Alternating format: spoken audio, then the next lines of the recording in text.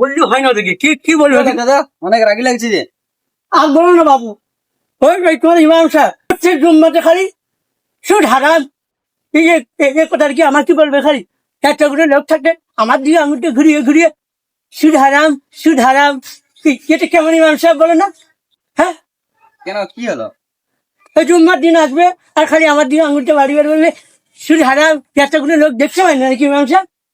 মসজিদে তো আরো অনেকই আছে, তোমাকে তো ধরে বলিনি। আমার তো ধরে বলেনি তো কাকে বলছো না? হ্যাঁ, আমি মানুষকে ছুট দিই, মানুষের উপকারের জন্য দিই, তারা ভালোবেসে মাসের শেষে একটা 500 টাকা 1000 টাকা নয় আমাকে দেয়, তার সমস্যা কি? ও চোরে বল পুলিশ পুলিশ। দেখেছো পোলা পানের কথা শুনেছো?